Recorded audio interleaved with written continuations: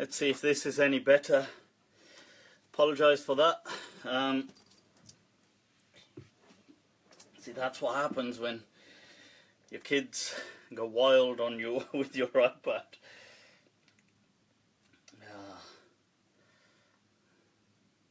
Let's see.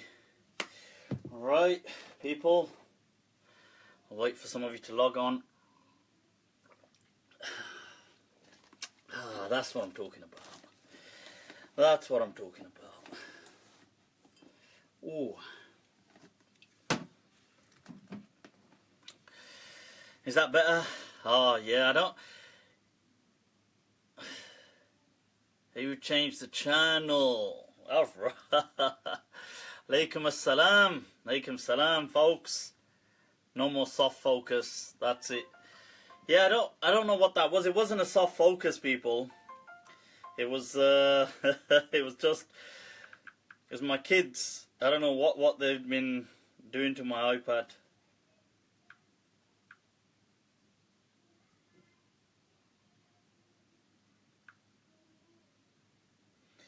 Alright. Inna alhamdulillah wa kafah. Wa salatu wa salamu ala rasulih al-Mustafa. Wa ala ibadihi alladhina irtada. Wa man bihudahum ihtada. Wa bi athari ahli al-Madinah iqtafa. Wa ba'd. That's it, people. Fa salamullahi alaykum wa rahmatuhu ta'ala wa barakatuh. Right. Why is my Wi-Fi slow on this? I hope it's not impacting. Anyway, we've got a hell of a lot of questions. Let's see. Let's get through some of these goddamn questions. Let's get them out of the way, huh? Well, people and the inquisitive nature. It's good to be inquisitive, by the way. As Socrates had said, that an unexamined life is not worth living.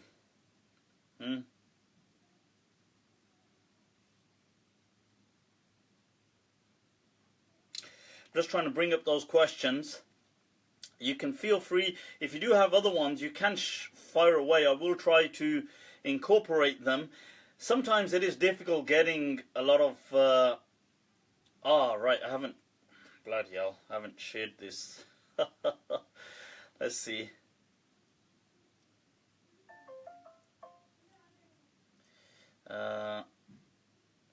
Alright, take two. Okay, I can see it now. It's all...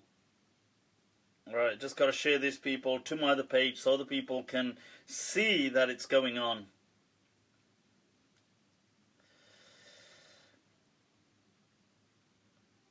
Right now, we've got quite a few.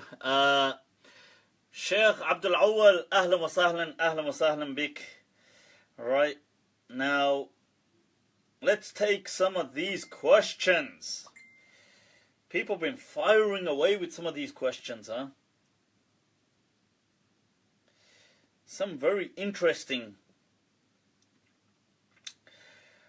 Right, so what do we begin with? Shall I go right? Damn. Technology, people, technology. What is the meaning of Rahmah? Mercy seems to be an inadequate translation, if not antithetical at times. Whoa! Farhan, I did ask you to expand on that, and you said, and Farhan said, when I think of mercy, I think of having the power or right to harm, punish, but refraining to do so. Whereas Rahmah, at least in prophetic narration, is often associated with how mothers treat their children. So the idea of a God being merciful, or the Prophet being a mercy to the world, seems to miss the mark on what is intended by Rahmah. It's an interesting, very interesting, quite a philosophical, I don't know, push into this week's session of Monday nights, it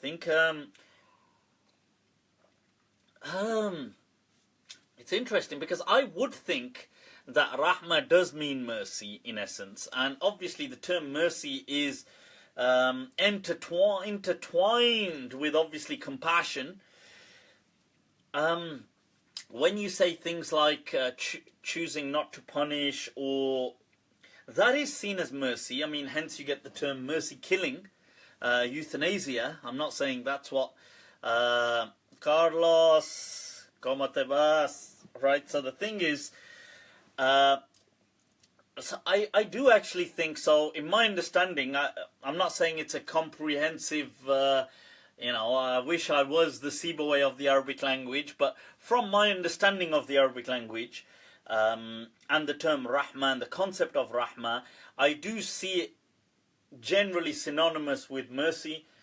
I don't see antithetical or an antonym or something that is kind of anti or just even different to mercy. So Allahu A'lam. I mean, and that does incorporate obviously the thing that you said about mothers and their children and stuff like this, and in the Sunnah it's a lot about Allah forgiving people and stuff like this. Okay, so next question, people. Can you explain the history and where the concept of Sunnah Mu'akkada and Ghayr Mu'akkada come from? Supposedly in the Hanafi madhab, and if it is a majority opinion with the Hanafis who disagreed with this, to put it into context, please do. I got told that Taraweeh is a strongly recommended Sunnah and that you are liable for punishment if repeatedly missing it. Whoa, Muhammad Ahmad. Look at all this, look at all of this punishment talk, huh? So, and shukran, stay blessed, likewise, stay blessed. I think the thing is that Sunnah, the way I see things is that you have, okay, we've got to zoom out. We have an understanding, we zoom out into just a black and white world. In this black and white world, there are the obligations which have been set. So obligatory, mandatory prayers, rituals, etc., they've been established. On the other section, and then you have legislated prayers or rituals or worship. Actions which become legislated. Okay. Now, so in the Sharia, we would call this mashru'. Okay, with an mashru', with an ayn, like from the term sharia. So these actions have become legislated. Or you could, to be fair, you could still remain zoomed out and include the obligatory ones in that as well, because they've all been legislated. So if we're still zoomed out, actions, rituals, worship, this has been legislated, this entire block. Okay, right, so now, so if we're to say this is it, people, this whole thing has been legislated. Now let's just say this selection here was mandatory, made mandatory, and now that's out of the picture. Okay, so that's an absolute mandatory legislation. Then what we have is mashru' ibadat. These actions have been legislated by the Sharia. Mufti Qarib, ahlan wa sahlan. Shaykh Imam Hassan, ahlan wa sahlan. Right, some mashayikh online with us today, people. That's some luminary presence right there. Right, now the thing is, so you have all of these mashru'at, these actions which have these ibadat, rituals that have been legislated. Now, many of these, once the Prophet legislated them, as in he demonstrated what they were, he may have spoke about them, or encouraged people to do them, or just defined them. So he may have said, for example, whosoever prayed 2 rak'ah when entering a masjid will be given so-and-so reward. Or he may have said, for example, whosoever prayed 2 rak'ah before dhuhr, before the prayer of dhuhr, will have so-and-so action, or whosoever found himself in need, then let him turn to Allah and offer 2 rak'ah in prayer, which people often call Salat al-Haja, for example. So he's legislated these. Okay. Then it doesn't mean because he legislated them, he always had to be practicing this. It doesn't mean that. It's that he defined what these actions were. Some he simply defined. So he may have said, whosoever found himself in need, why not turn to God with an offering of 2 rak'at? That would now become within this parameter of legislated prayers. It doesn't mean the Prophet was always doing that or the companions were always doing that, but it's an option. So this is what people put down under the kind of nawafil section. Okay.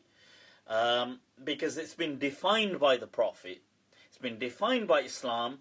It may have been encouraged, and as the more encouragement there was to it, it starts to move up this spectrum. So the more encouragement, people will consider that mustahab. Why? Because that was encouraged by the Prophet ﷺ. Now, it may be that the Prophet prayed this as a one-off. He may have prayed it to demonstrate it to the people that, hey, you can do this. Or he may have done this just because he wanted to do this. He wanted to offer certain rak'at. Let's say the Prophet, let's say, for example, it's the early morning, Salat al-Duha, what people call Salat al-Duha, early morning, and the Prophet decides to pray rak'at. Now this, because the Prophet is praying them, and they're part of the legislation, so therefore they have a recommendation to them. We call this mustahab. The mustahab, according to the school of Medina, is the sunnah ghayr mu'akkada. Okay, these are the sunnah which the Prophet prayed but not consistently. He just encouraged, defined, and may have prayed as a one-off, or maybe he didn't even pray but he encouraged to do these. Then you have those actions which the Prophet either strongly emphasized or he made a habit of consistently offering them. It doesn't mean he always offered them, but consistently did so. So it could be, for example, the 2 rak'ah of the morning prayer, which the Maliki call Fajr, and everybody else just calls the Sunnah of Fajr, I suppose. Now, that becomes the Sunnah. These, the Maliki, are just called Sunnah.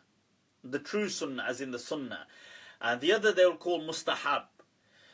Now, some people will call these Sunnah Mu'akkada, and the others Ghayr Mu'akkada. Some people, like the Hanafiya, draw a further little, like they split that Sunnah Mu'akkada, Ghayr Mu'akkada, the non-emphasized Sunnahs, in the ones the Prophet just emphasized, just defined and encouraged. They split them into 2 as well. So some schools, like the Hanafi school, will say, that the ones that the Prophet himself prayed as a one-off will be Ghayr Mu'akkada, but those which he just defined and never, maybe whether he prayed them or not or whatever, he just defined for a reason, we'll consider just mustahab. So to them, mustahab is not the same as Sunnah Ghayr Mu'akkada, the non-emphasized Sunnah. And to the school of Medina, they're the same thing. So that's just one group, that they're prayers which the Prophet said you should pray them if you want to, and he may have sometimes done it, but he didn't generally always do them. So things like that, okay, but this whole thing is a spectrum, okay, this is a spectrum. And then you've got, right at the top of this spectrum, those prayers that the Prophet strongly emphasized and always made an issue of making sure he always prayed them, like the witr, to the extent that some people within the Maliki madhab, or some people like the Hanafi madhab, considered them wajib. Now, once again, when they said wajib, they didn't mean wajib of the rest of the madhabs, the rest of the schools. So the rest of the schools, when they say wajib, they mean an obligation, which the term wajib actually means in Arabic. but they invented a technical category between obligatory and sunnah, which they called wajib. So this layer in between the mandatory and the defined, emphasized, the sunnah, is, according to the Hanafis, called wajib, which was that category that, although Allah didn't make it an obligation, but we're treating it like an obligation. Okay, and the way they have a technical definition for it as well. They say that which the Usuliyin say, that which has been established through non-conclusive means. Okay, so they call it in Usul fiqh, we'll call this dhanni. So khabrul ahad, anything established through khabrul ahad becomes wajib, and anything established through qat'i means becomes haram, according to the Hanafi school. Anyway, that's a bit technical for people, and some people may not grasp that. But according to the majority of the people, it's very simple. And the Hanafiya, you can include them as well. That it's like saying, look, the whole thing is a spectrum. You have the absolute top, which is mandatory, and these are all legislated actions. So for an action to become nafal, it must be legislated. See, so you can't just introduce your own kind of prayers. So this is how things then they become bid'ah, for example. So if a person said, for example, I would like to offer 3 nafal, three people, the Maliki M. Right, so the thing is, I'd like to offer 3 nafal. Right, so that's my nafal, voluntary prayer. I want to do 3. You know the tawheed in 3? Right, somebody asked me about that. They go, isn't tawheed in 3? I go, well, sorry man, I think you got the wrong religion, because that's the Christianity, man, the Trinity. It's not. But anyway, the thing is, so if somebody said I want to do 3 nafal, they can't do 3 nafal. But they say, but this is voluntary. I want to offer it to God. And they say, well, you know what? Well, God don't need your nafal. The thing is, so you say to them that, look, the thing is 3 doesn't work. Because the Prophet never introduced it. He never legislated it. It's not on the legislation board, people. Okay? It has to be on this spectrum. So the Prophet has to have defined this upon this spectrum. And if he didn't, so this is why when people, you see, so the Prophet said, for example, you can pray nafal. He spoke about, why don't people offer 2 rak'at? 2. Right, so we know nafal is in 2. He legislated and defined 2. But if you decide to change that, make it 3, then this becomes an innovation. Okay, so once it's on this spectrum, then there's those which are simply just defined and they're nafal. So you want to just pray nafal, you know they're done in 2s. You can read, offer, pray, what is it? 10 nafal, 12 nafal, whatever you want to do. But here it becomes interesting. Because should you decide to add an extra point of definition, which the Prophet did not define, then it will become an innovation. So as the Prophet defined them, you can take them. So the Prophet said, look, prayers are done in 2. That's fine. He didn't define when. He didn't say, I mean, some he did. Like he said, why do you, like, as you move up the spectrum, he prayed in the early morning, or when you enter a mosque, or when you're in need. But you could just offer, because you know prayers are in 2. They've been defined and encouraged and just left for people. So if somebody decided to just offer 2 rak'at, that's fine. But if somebody started to say, you know what, every Wednesday I'm going to offer 10 nafal. The problem here would become, first of all, they would be asked, why Wednesday and why 10? So, if they said, look, well, Wednesday because it's just convenient, because I have a day off from work, and 10 just because I think I can handle 10. Anything above that and I won't be able to be consistent. Then that's cool. That's cool, people. Don't worry about it. It's cool. But if they said, you know, well, well, I don't know, like let's say they said Wednesday has a spiritual feel to it. Like, I don't know, like I feel, or let's say they said Monday because the Prophet was born on a Monday, or it's the first day of the week, working week, and it has a spiritual feel to it. So by praying on a Monday, I'll get blessings in my rizq. Let's just say they said this, that my working week, by praying on the Monday, I'm going to get this special blessing in my working week and I'll get more money or something. Now, this definition that they've added, this cog that they've put in there, will dismantle the whole system. Because that cog doesn't belong there. Or if they were to say, well, Monday just happens to be coincidental, which is fine. But the number 10, because, you know why? Because the first 10 surahs of the Qur'an happen to have this, or because 10 is a mystical number that happens to... You see, the moment they add a religious element to their why, their definition, they decide to add a religious cog into this formula, the formula will collapse on itself. Okay, so it has already been defined by the Prophet. You cannot add any more kind of cogs or anything else to that equation. So just to make that clear, okay, I hope that helps. You can watch my video on innovation in Islam if you decide to, if that makes sense, if you want to know more about that. What levels of parda should women do? Right, Abu Mu'adh, is that you? Sounds legit. What level of parda should women have to adopt? Should it go as far as niqab or not? You know, I've answered this before, that the niqab is not from the Qur'an or Sunnah. The niqab is the face veil. And Shaykh, and I quote here Shaykh Ahmad who's one of the leading Maliki Muftis in the world, really, and somebody who I had the honor to be hosted by in his house, and so I visited him. And the thing is, he is one of the most senior scholars in one of the three most ancient classical centers of learning throughout the Muslim world, which are Al-Azhar, the Zaytuna and the Qarawiyyin, these three, which are over 1,000 years old of continuous learning almost. Now, he is one of the senior figures worldwide and within Al-Azhar.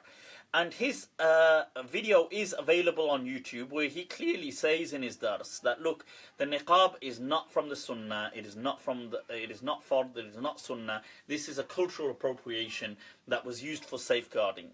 So I do not at all, and I think it's a shame that now non-Muslims have had to make it into an issue, because we as Muslims should have really fixed our own house, put our own house in order before non-Muslims start to tell us what to do, because then it becomes an issue, you see, because then we get defensive. So we should have fixed ourselves. There was no need to wear the niqab in countries like the UK. Obviously, look, I'm against banning stuff, because I don't think people should tell people, like, they shouldn't impose. Although if I was in control, I think the first thing I would ban,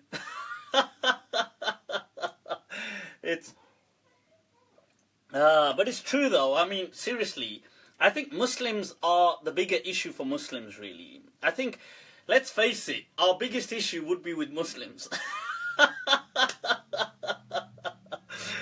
Right, so I think... I absolutely can't stand the niqab, I'll be honest with you, because I think it's... look, if in some parts of the world it makes absolute sense, right, and I understand that. It's a safeguarding measure where if you happen to be in Kabul, or in Kandahar, or in Tora Bora, or one of those parts of the world, or in Raqqa, right, then obviously it makes sense, because, you know, you don't want to get kidnapped, and you're not in the mood of getting kidnapped or butchered You think, yeah, don't really feel like getting butchered, or you don't want to be kind of like sold into slavery or gang raped or anything like this. It's not. It's not the. So the thing is now. So okay, I understand that part of the world. In the UK, come on, people, come on, get real. Or in the West in general. Snap out of it with this, oh, I'm so dazzling and I look so goddamn beautiful that if men were to see me, they would melt, right?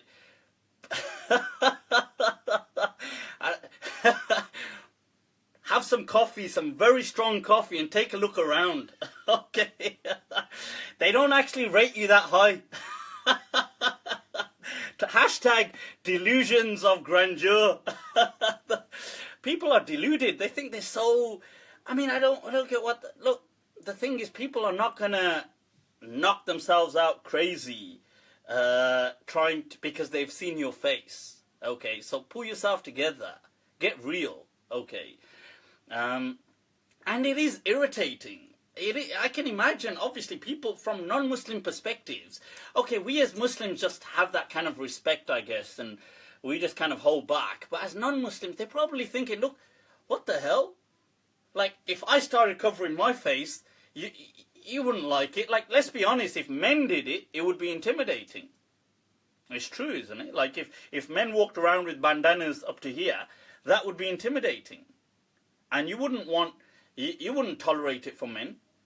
And they would say, and laws would come into place. I guarantee you, in Muslim countries, if men started to wear bandanas to cover their face, and they said it's because of my religion, they would rip it off their faces. That's in Muslim countries. So how do you think so okay, they're not as intimidated, but they feel that, what the hell is this?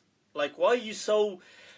So I can kind of sometimes understand where people are coming from, where non-Muslims are coming from with this. And I personally, I don't believe in enforcing things, but I believe Muslims should have put we should have put our own house in order a long time ago, and we should have stopped encouraging women or teaching them to cover the face.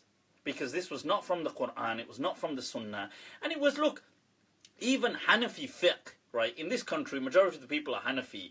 Even Abu Hanifa, and in Hanafi fiqh, they say it's saddun li-dhariya, it's not from the original hijab. That is actually the ruling. So why not go back to the original ruling, right? Because, you're arguing for it as though you're mistaking it as the original edifice of Islam, and it's not. It's something that was introduced into Islam as a safeguarding measure. So anyway, I hope that helps. And, I know people will probably be offended at what I said, but look, I'm just speaking the truth, people. You can't handle the truth, goddammit. Look, few women wear the niqab, that is true, but they make an issue out of it, isn't it? And I'll tell you another thing, it's like you'll get, look, so for example, in the Qur'an, according to the apparent reading of the Qur'an, Allah says, وَالْقَوَاعِدُ مِنَ النِّسَاءِ اللَّاتِي, that those women who have, and the word that is used to have kind of sat, but that they, you see now the apparent reading shows that they do not need to observe hijab, right? As long as, Qur'an mentions Ghayr mutabarrijatin bizina, as long as they're not trying to just go about, cause whatever, but they do not need to observe hijab. And that is the women now, the Mufassirin differed amongst them, but one of the readings very evidently was that women in the that have gone through their menopause. Now that's not actually that old when you think about it. But yet you will, so according to the apparent reading of the Qur'an, and there was a difference of opinion, but many women, once they've gone through their menopause, do not need to even wear hijab. Just dress modestly. That's what the Qur'an says. So, now, and that's the apparent reading of the Qur'an. And that is what several people went with, when you look at what certain people said, and even Ibn Ashur will bring that, and he'll bring the difference of opinion as well in there, and he'll show who said what, and I believe, Abu Hayyan and other people, they've commented on this, and they've shown that, look, that this, many people did consider this to mean menopause. Now people even women that are very elderly, will still walk around with like full niqab on and stuff like this. And I understand, look, they've done this all their lives. I understand it's cultural. But that's the problem. People don't understand it's cultural. They think it's Islam. You see, if it was just made clear that this is culture, then there isn't as much of a problem. But it's presented as this is Islam.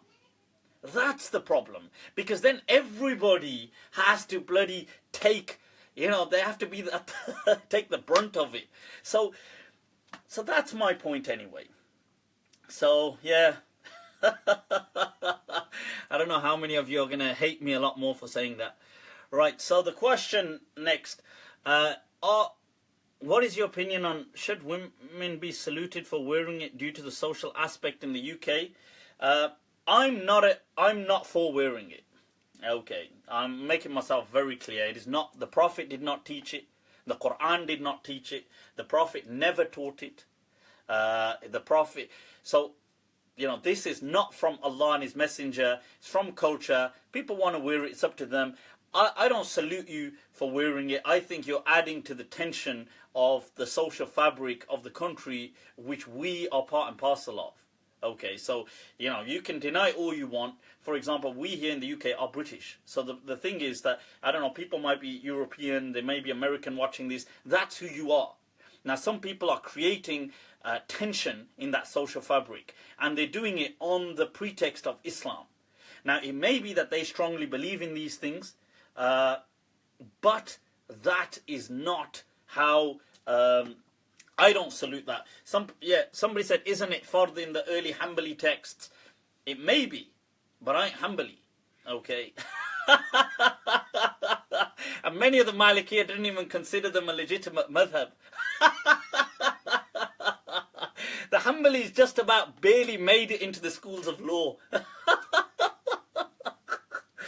Ibn Jarir al-Tabari, who was a major mujtahid of this ummah, he said, in his time, when they asked him about the Hanbali madhab, he said, madhab? He said, Imam Ahmad was a great muhaddith, a scholar of hadith, who had some opinions in fiqh.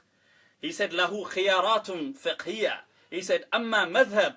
He said, I've got no idea of him having a madhab, and neither do I know of him having any reliable transmitters. And so what did they do? They beat the hell out of him until I think he eventually died. But they attacked, vandalized his house and tried to burn his house down and stuff like that. He's the famous mufassir of the Qur'an, by the way. Look, I respect the Hanbali school today. Don't worry. They're a minority school, man. Today, they barely exist, even today, right throughout the ages. I respect them. I think they've got some great work, some great efforts. But the truth is, look, the Hanbali school, to me, has always it's always suffered from bipolar. Okay, it's had this bipolar kind of tendency to it. On one hand, they've been really big on maslahah like the Malikis, and they rate them. And on the other hand, they've acted this, these very kind of like Puritanists. And this is, and this is evident, and I respect, obviously, Imam Ahmad ibn Hanbal, rahimahullah, may Allah have mercy on him. But even his speaking of Imam Malik, the way he speaks of Imam Malik, in some places he highly rates him, some places he disses him, and says, hadithun sahih wa ra'yun da'if, what a weak, opinionated guy, and his hadith was strong though. I'm thinking, right, look, we love them all, but the truth is, as a school of law, they've hardly had any influence throughout the Islamic history. Any significant influence. As a school in creed, they've been perhaps more popular in recent times because of the Salafi movement. But as a school of law, they're there. They're respected. They're like a minority kind of people that have existed within the Islamic societies. And I've always felt, and this is with no disrespect, that they've had this kind of bipolar tendency, that they're either extreme Puritanists or they're just super chilled in some things, and I find that like difficult to, because then there's a claim to to them fighting each other on who is who, what is the school. So Ibn al-Jawzi can be very chilled. I mean Ibn al-Jawzi, not Ibn Qayyim al-Jawziyah.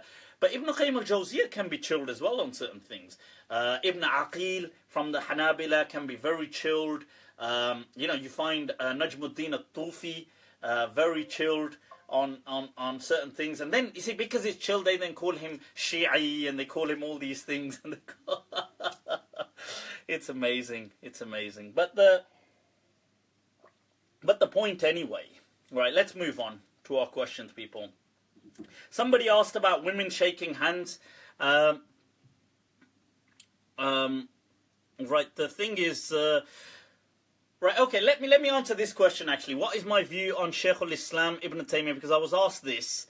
And Abdul-Qadir al-Jilani al-Hanbali. You see, Abdul-Qadir al-Jilani,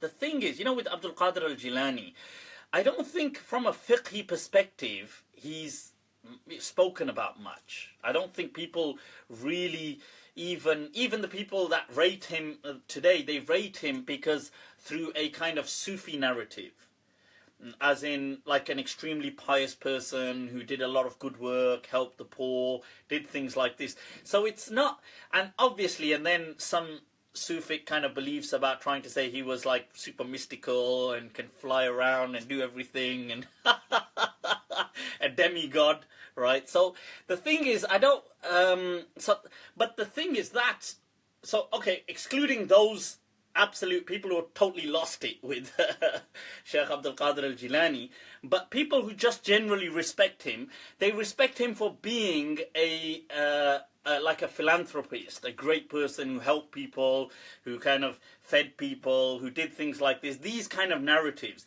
they don't transmit his fiqh opinions. They don't say, oh, by the way, he believed this in this fiqh, or he believed this was his fatwa, or this was his thing. So I'm not really sure we can bring Shaykh Abdul-Qadir al-Jilani into the kind of narrative here, into this discussion, because I don't think people quote him in fiqh. Shaykh al-Islam Ibn Taymiyyah, I mean, you see, first, I was asked, what do I think of this title, Shaykh al-Islam? I think this title, Shaykh al-Islam, has been recreated in this last century. Right, the thing is that... right, anyway, the thing is, I think this...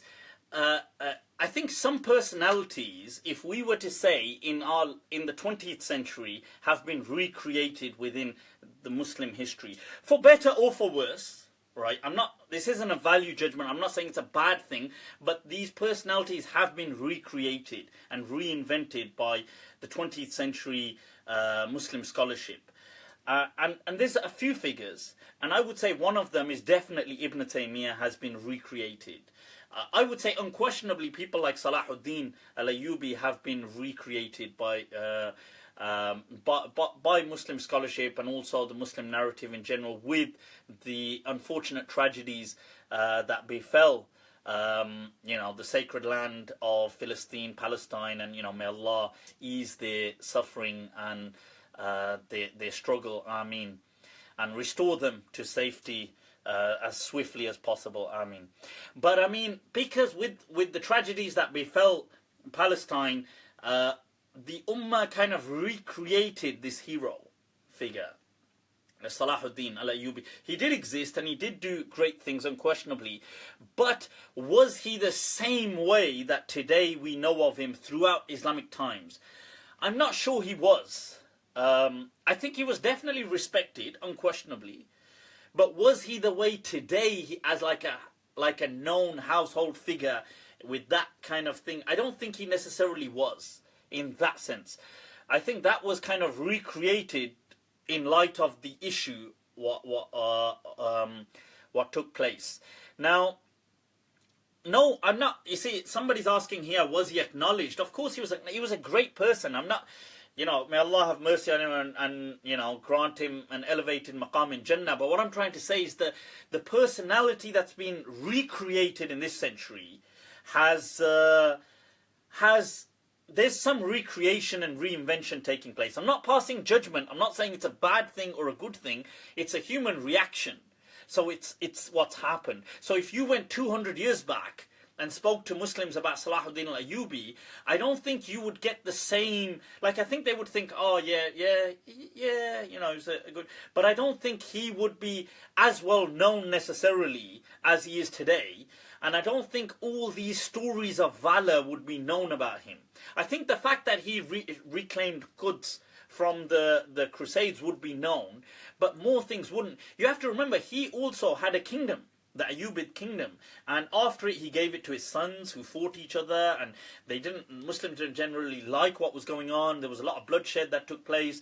You got to remember, there was all of that history.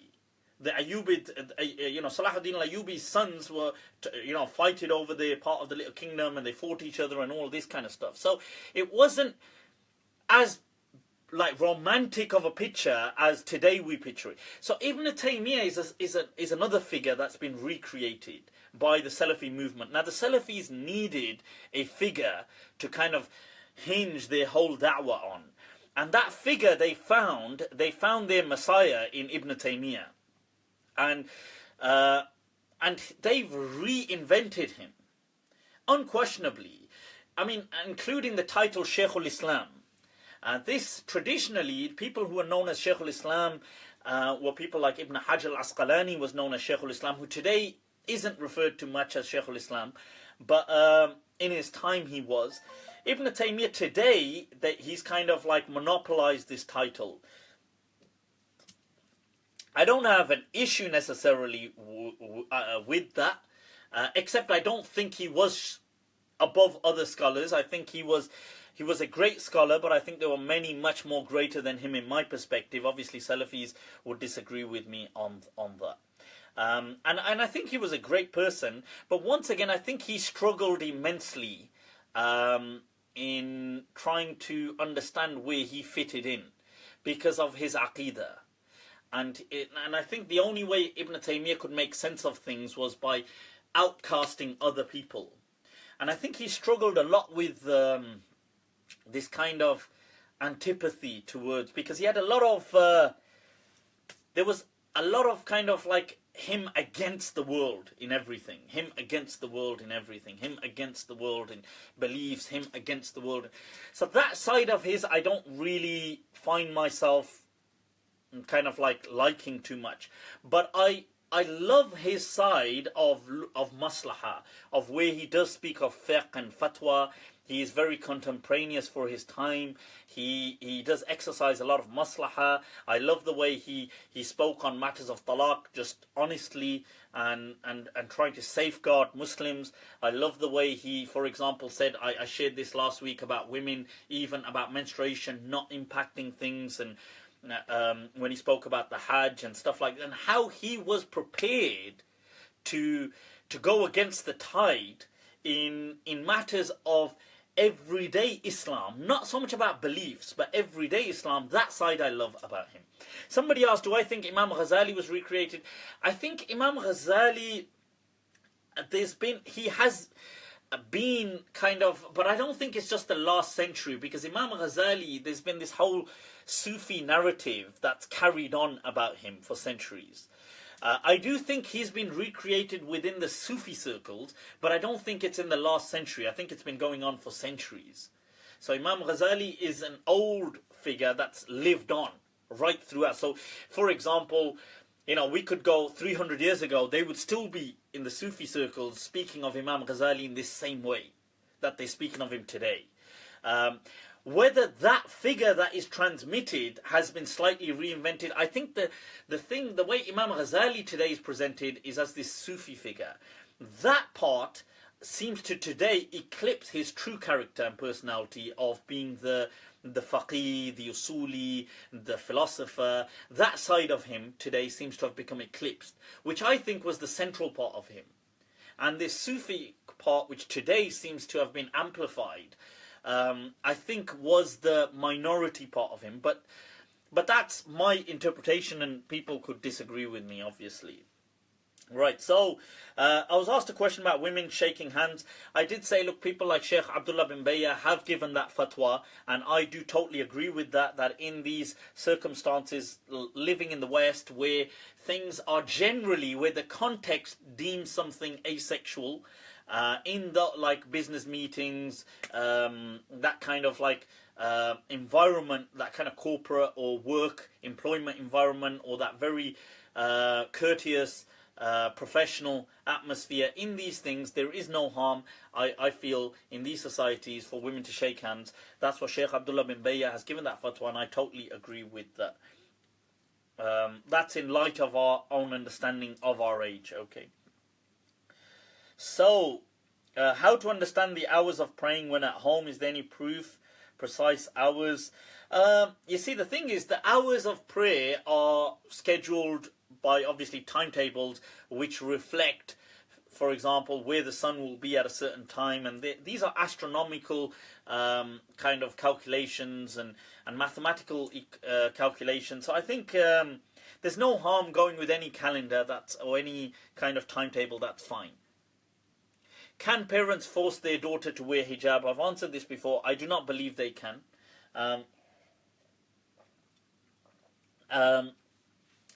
And it depends here what we mean. Okay, I would like to elaborate on this. I think there's a difference in saying things like, so for example, within a household, people have rules. Okay, those rules are rules that come part and parcel of a household. That's not the same as religious authority. That's like your roof authority. So I could have in my house a rule that everybody should be home by 10 o'clock or by 9 o'clock, or let's say I've got kids. Obviously mine, if they were out that late, I'd be definitely worried, considering one of them's 2. But the thing is, like, let's say I was to say, okay, everybody must be home by a certain time. That's my rule, that's my roof authority. That's not religion. Okay, there's a difference here. Now, I could say, look, so for example, I want you to, like, I teach my children about Islam, or I bring them up in a certain way, or I tolerate certain things, or I do certain things. These things are part of my kind of roof authority. I can do that as a person where, hey, it's my house, it's my rules. Okay. What I can't do is shove it down their throat under the, the kind of license of God. Okay, because what I'm going to be doing is creating a hatred in the hearts of these people against Allah and His Messenger. And I have no right to do that. You see, so I believe that as a parent, it is a duty as a parent to, throughout the tarbiyah, to kind of inculcate the qualities or the love for modesty in their child. I think that's a parental duty. Okay, to kind of like want their children to be modest people, to be good people. That's a parental duty, and I support that. Part of that would be encouragement on what modesty means now will be different, vary from culture to culture. So, obviously if somebody had a daughter who's much older, and let's say wants to wear a mini skirt, now that will bother people naturally because of our religious understanding, 2, our cultural understanding. Now you may have and it will go against this part of this mission that you wanted this child to have an understanding of modesty. So you would obviously bring them up. You see, this is the thing. This is part of a program. Okay, and it's part of a relationship that you ought to have. And I know it's difficult. I can understand it will be difficult, but it's part of that relationship. Now, it's not a military relationship, or it shouldn't be this kind of military relationship. And I can understand, like I said, look, there will be roof responsibilities, roof authority, and there will be kind of like, if you want to call them punishments or forcing, as in, people will say, oh, if you don't do this right, if you're not home by this time, you're grounded. oh, you know, I'm going to take away your luxuries, you're not going to get an iPhone, an iPad. These kind of things, these happen everywhere. That is normal. There's no issue in doing things like that. With stuff like normal, reasonable things. But as to technicalities, like let's say somebody does dress modest. They dress reasonably modest, but they're not wearing the hijab, let's say. This, even in culture, it's not that we now recognize that as a religious thing.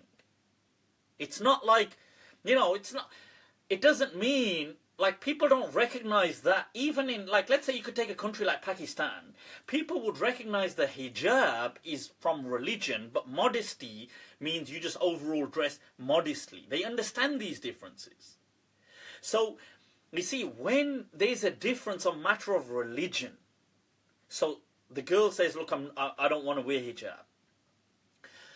I believe that the parents do not have the right to force her to do that. Okay, because what they will do is create a hatred in her heart and a strong sense of rebellion against religion. Okay, so I wouldn't advise that at all. Okay, I would, you know, you can talk to them, you can speak to them, you can encourage them, and look, just chill out as well, people. The main thing, seriously, is modesty.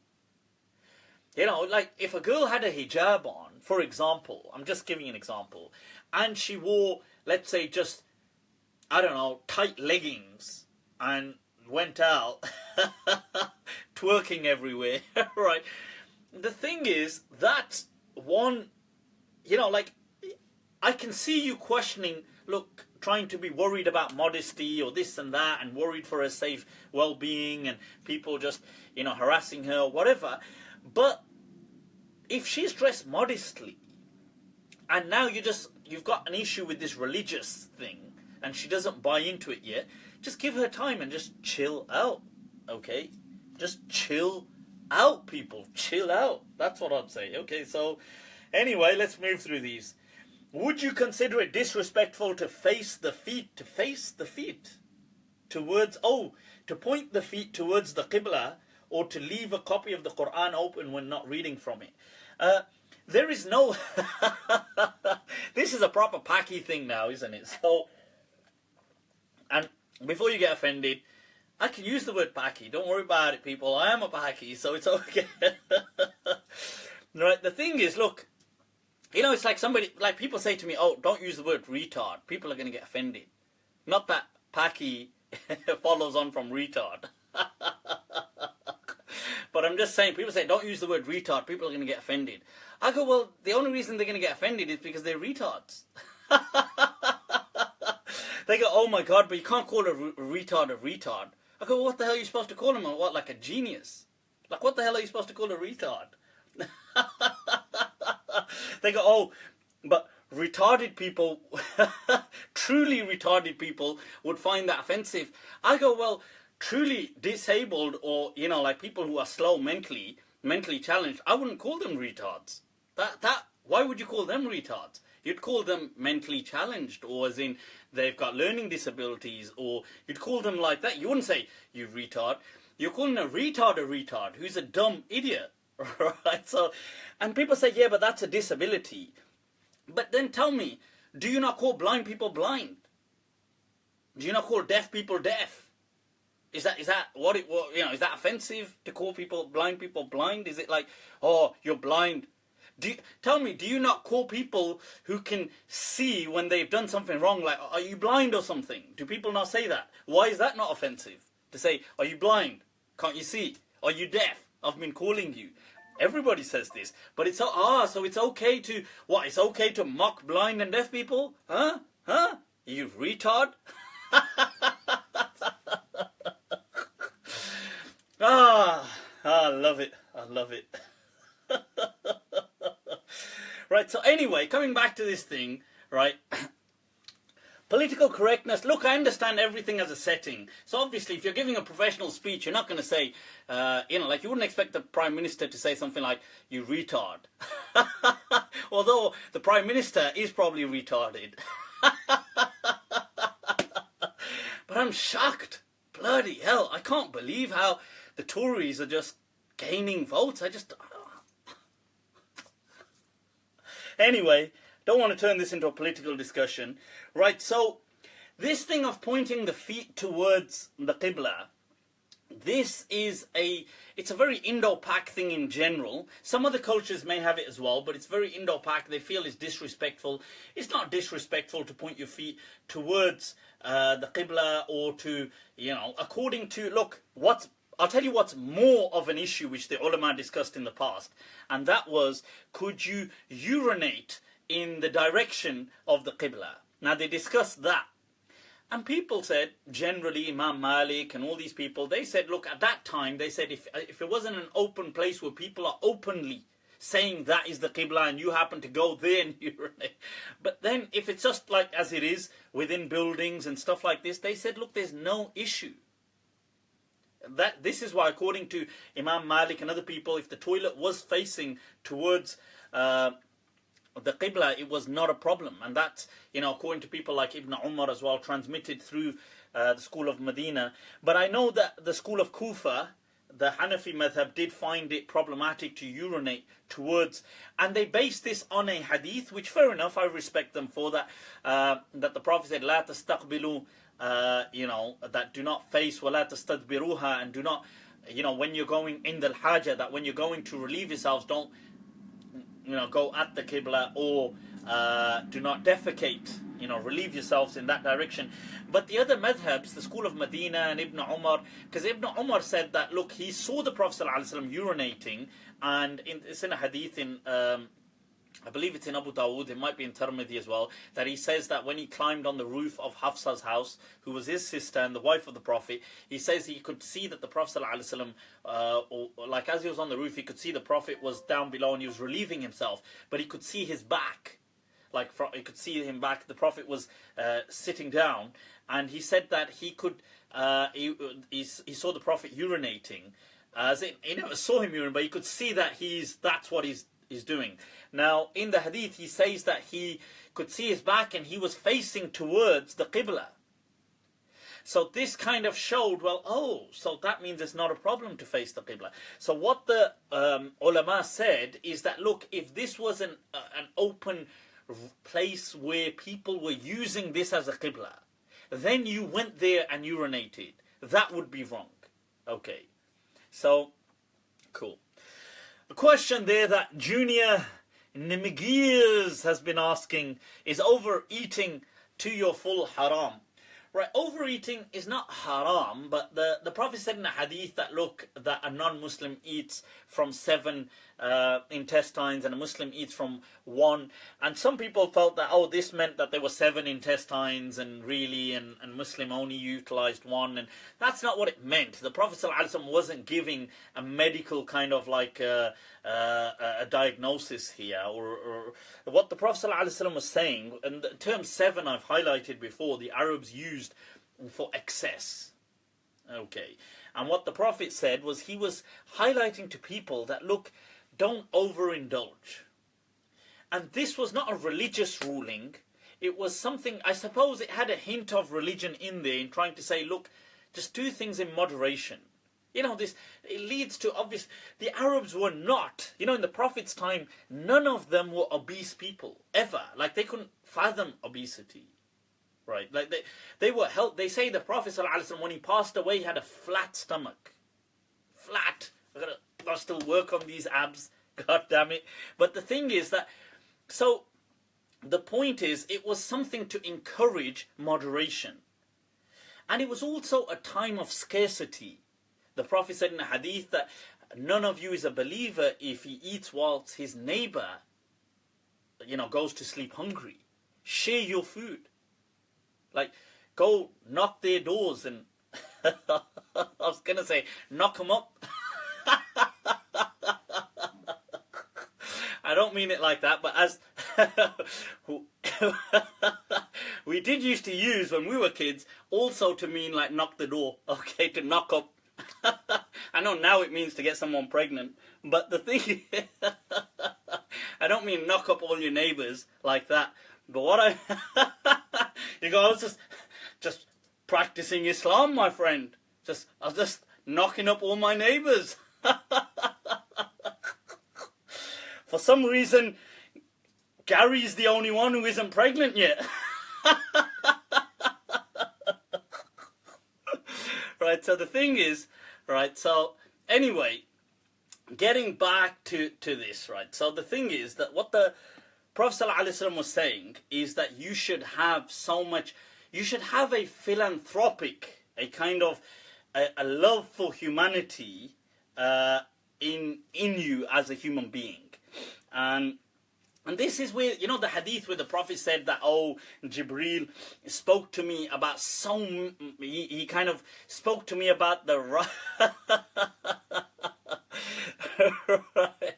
So he spoke to me about the rights of the neighbor, to the extent that he said I was worried that he would say, even give him from your inheritance, meaning like, damn, like the neighbor had so many rights. And it is a shame, to be honest with you, because we live in a society today where we're so individualized that we don't, it's difficult even having any relationship with it doesn't have to be that kind of relationship.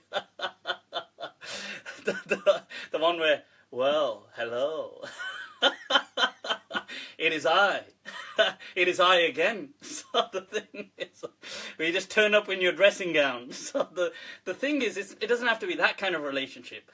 But I mean, today it's difficult because we're in a world, in this part of the world, we're in an age of just hyperbolic suspicion. Okay, so if,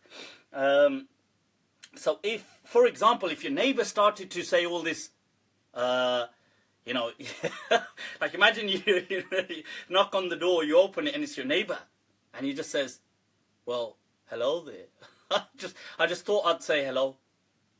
So you'd be like, okay, hello. Right, so the point is that it's like, you would think that what do they want? Like, what do they want? Because it's unfortunate. That's how the world we live in now. So it's difficult. You know, sometimes I would like to have more of a friendly relationship with my neighbors, but it's just the world, it's the price we pay for the individualized societies in which we live. Right. Right, okay, whoa. Okay, Rashid, if you could just watch your comments before you get blocked. Right, so the thing is, anyway, let's move on. Next question. What is the Maliki? So just to make that clear, this pointing your back to the Mus'haf, like if there's a Qur'an open and my back is there, is not disrespectful.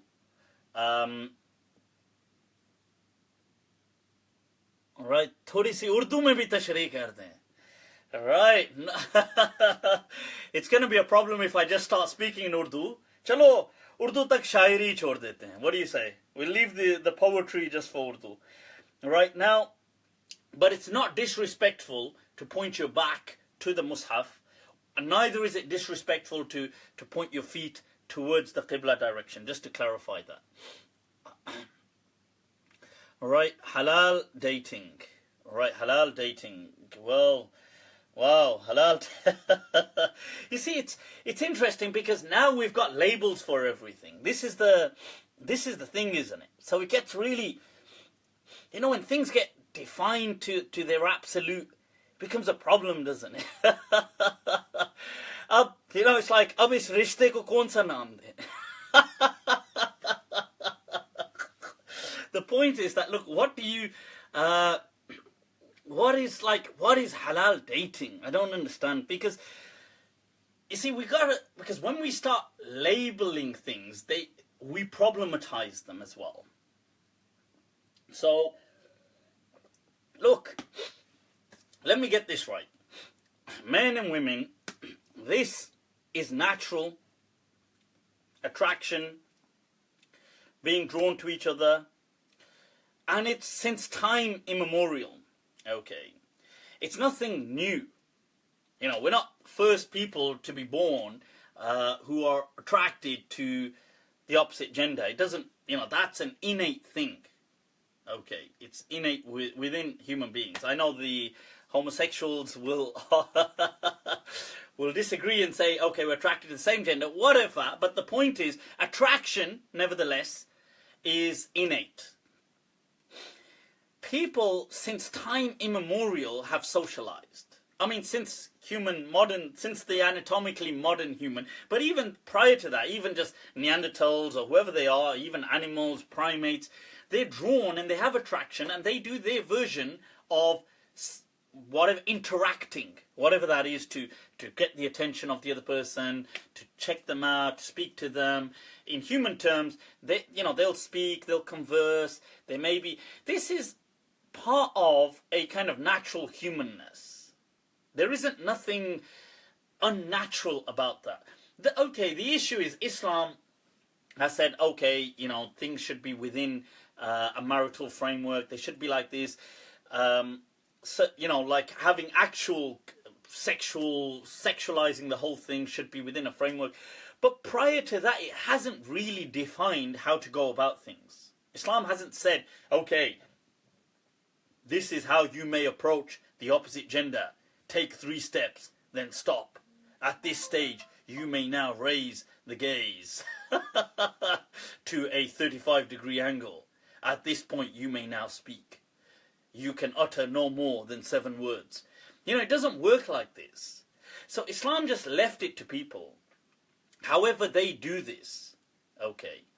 Now, so you meet people, you want to get to know them, or you don't want to get to know them. Cultures vary, people vary, expectations vary. In some cultures, it's no big deal. They just like somebody, and the fact that I like you, or you like me, is enough. I don't need to know too much about, what kind of mindset, what kind of hobbies, what kind of a weirdo are you, what kind of weird, freaky stuff are you into. I don't need to know that. It's okay. In some societies, it's more of a big deal. So whatever floats your boat, people. Just be natural. Just be normal. Don't be like this kind of weird, robotic, mechanical. You don't need to be so mechanical about these things. Just be natural. It's in you anyway to be natural. So if you had a conversation with somebody, you had a conversation with them. Look, it's between you, that person, and Allah is watching. If people say, yeah, but, but this, that, whatever. Look, you are accountable for yourself. You're a human being. You have, like the Prophet said in the hadith, istafti qalbak, seek counsel from your heart. You know what's good. You know what is beyond limits. Just be a normal person. People say, oh, well, but, if you start speaking to them, you might flirt with them. This is all part of... Do you think people previously did not do these things? That this is somehow a 21st century invention? This is not. Okay. Right? Like the hadith in Bukhari where, what's his name? Abu Sanabik, where he says to that... where he says to the lady, he's a companion, she was a companion as well, where he says to her, he comes to visit her in her house, and he says, well, you look very pretty, and, so, he says, you almost look as good as though you're happy to be married. And he said this because she was in a state of iddah. She was not supposed to be getting married. And she says, yeah, because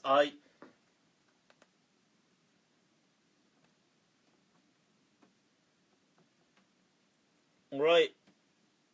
Okay. Rashid, I'm just checking, right? So, I haven't blocked you yet, but any out of order comments and you will be. Right, so the thing is, look, now, so the thing is that the Prophet, so she says, yeah, because I'm out of my iddah. And he says, well, no, you're not. I'm sure, her husband had been in an incident and had passed away.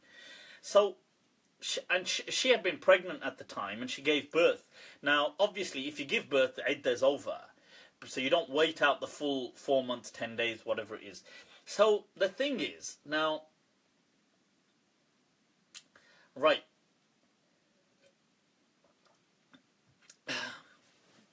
So anyway, in this point, So he says, I'm going to go and ask the Prophet.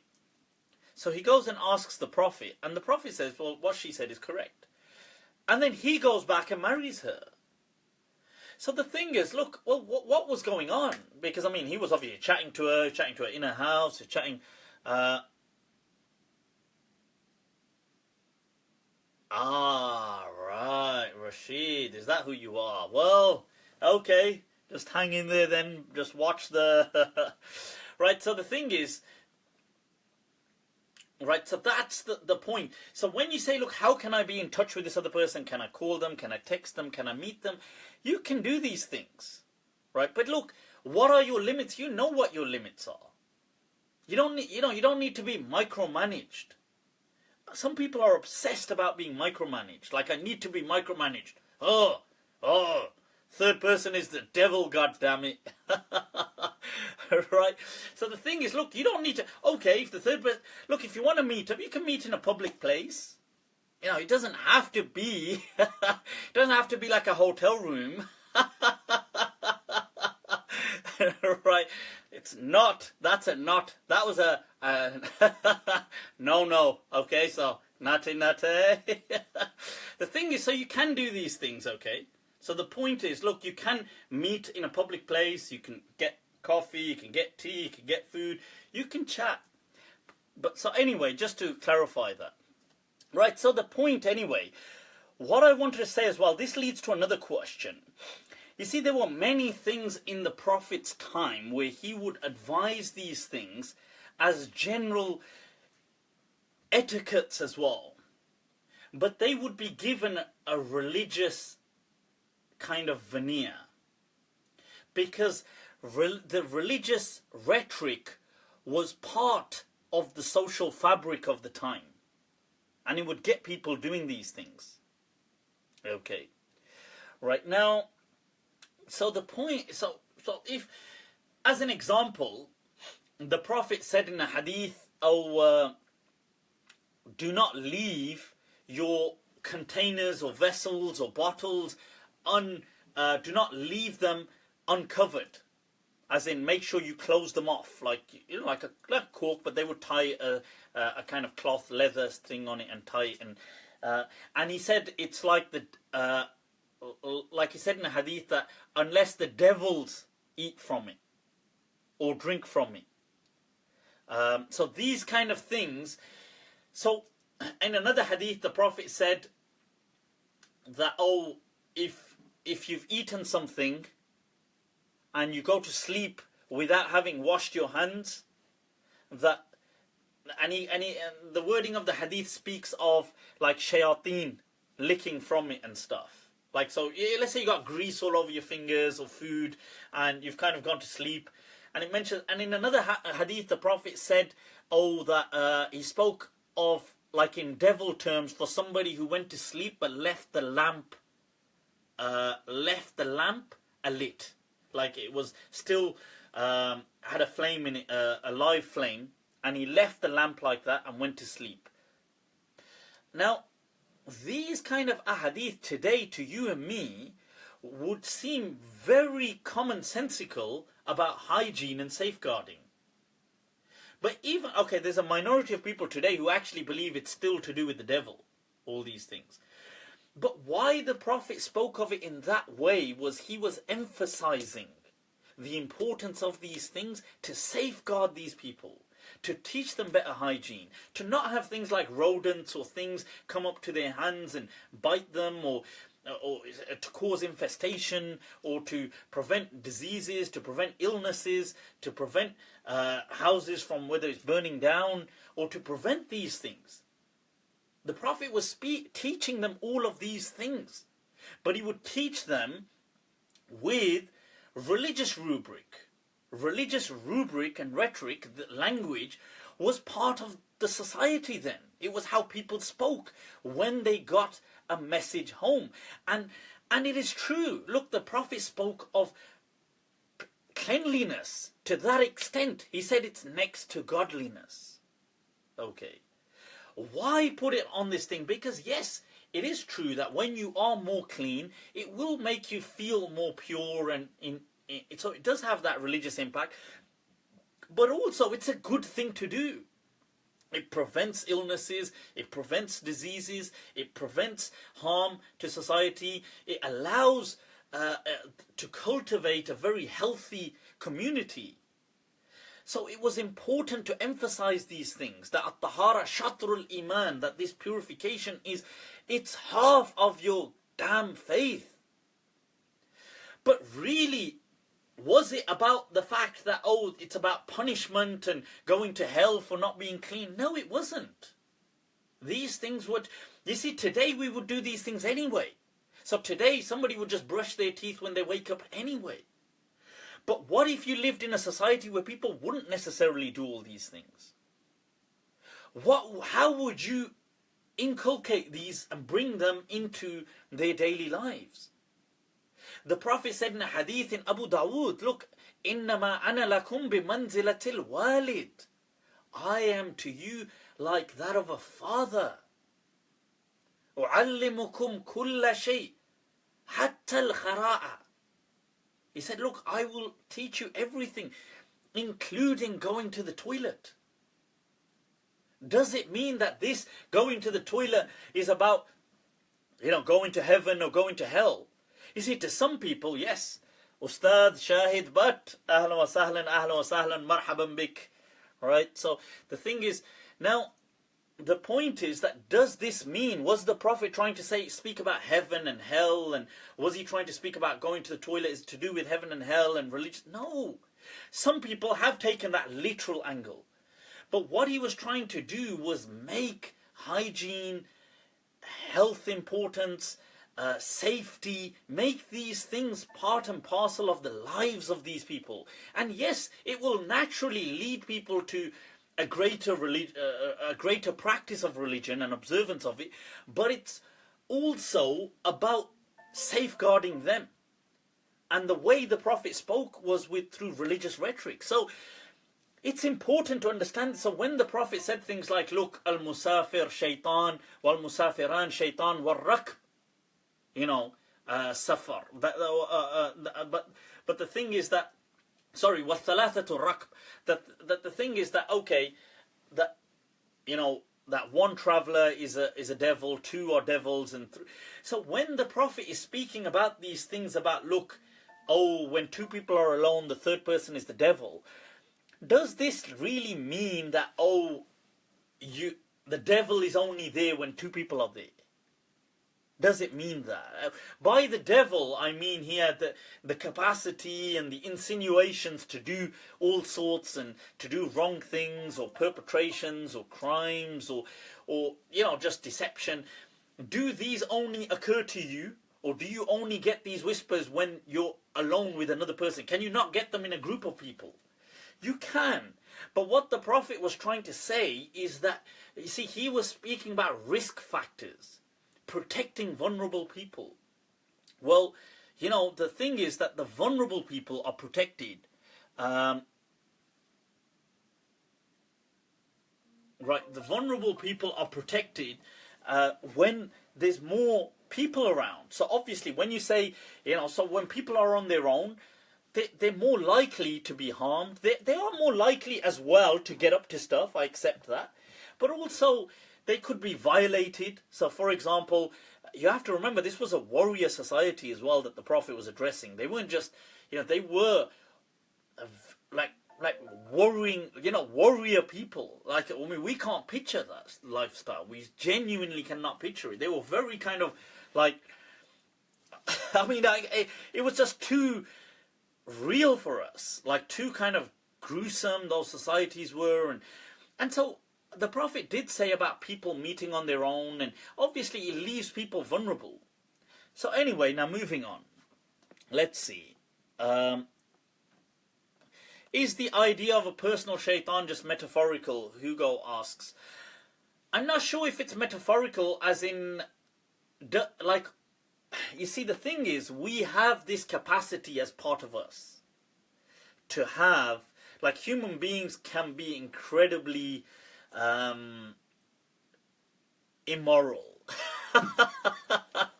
They can be vile. And I think it's almost a tendency because we have I think we have an instinctual need to exert control, power. I think that is very instinctual. It's because it's found in other creatures too. It's not just human, primates, even in rodents, like even rats will exert control on the environment. Now, the thing is that human beings are no different. We will exert control on our environment. Okay, now, this is why we have to be careful when people start off institutionalized religion, because people use religion to exert control. But coming back to it, I think, look, we have an inbuilt capacity. This shaitan, so to speak, is with us, is part of us, that we are inclined to committing atrocities. And we are prevented from that through our voice of reason. But there is an internal struggle at many times, and maybe at all times throughout humans' life. Throughout a human's life, they can commit wrong. That is when the Prophet said the shaitan is in the blood. The shaitan is in the blood. Did he mean one action, one interpretation is, the actual shaitan is this little creature who's running around in the blood cells. That's one interpretation. I find that a bit dumb, but people can believe that, fine. The other is that it's trying to say it's in you, as in part of you. It's part of your DNA. It is inextricable. Like, you cannot, this is you.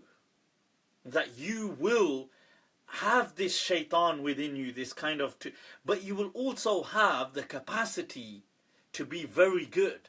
And it's like, it's how Freud said that, we are more moral than we think, yet far more immoral than we can imagine.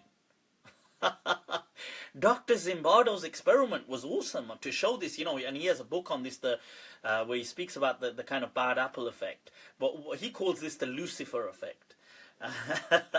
But it's interesting. I mean, you can watch Dr. Zimbardo's 1979 Stanford prison experiment, which they made a movie on as well. But it really shows this. And then Dr. Zimbardo, who's a psychologist, he did a lot of work following the Abu Ghraib thing, where he also said that, look, I told you this would happen. But anyway, I hope that's of some help. Yep, like the Vikings, in Arabic, bad kids are called shayateen. Yeah, true. That's absolutely true. That's insane. Right, I'm just trying to read some of these. Right, so, let's get... Right, where we at, people? Where we at? You studied other religions in depth. Which other religions have you studied? I have studied, to a certain amount, other religions. I'm not saying I'm an expert on other religions, but I have studied other religions. I did teach, I taught religious studies. I taught religions, comparative religions, at a GCSE and A-level, to an A-level, which is a college here below university level. So, and I did my training to teach in comparative religions. We did have to look at other religions and the whole kind of study involved. I taught philosophy of religion this is a few years back, and on my own I researched a lot in my own way, into what I could of other religions. But I mean, so that generally included, to a certain extent, I was an examiner for Christianity, for GCSE Christianity paper for about 4 5 years. I was an examiner. So to some extent, I would say the main religions, the 6 major religions that are taught within the syllabus, which would be Islam, Christianity, Judaism, Hinduism, Sikhism and Buddhism. These were what we generally covered. How important would you say Urdu is to an alim student of the deen? Wah, wah, wah, wah, wah, wah. Urdu people, Urdu, huh? Allah.